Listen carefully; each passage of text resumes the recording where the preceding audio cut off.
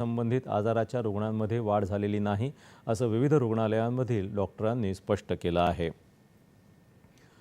नागरिकांच्या वैयक्तिक माहितीचं संरक्षण करणं हा डिजिटल वैयक्तिक माहिती संरक्षण कायद्याच्या मसुद्याचा उद्देश आहे, असं इलेक्ट्रॉनिक्स आणि माहिती तंत्रज्ञान मंत्रालयानं जारी केलेल्या निवेदनात म्हटलं आहे.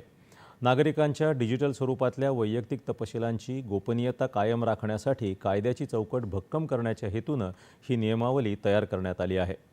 सर्व घटकांमधल्या हितसंबंधितांच्या गरजा आणि जगभरातल्या सर्वोत्तम पद्धतींचा अभ्यास करून हा मसुदा तयार करण्यात आला आहे.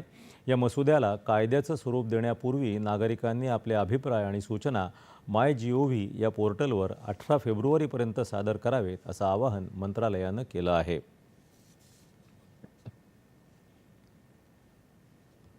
ओदिशातल्या भुवनेश्वर इथं यंदाचं अनिवासी भारतीय संमेलन होणार आहे.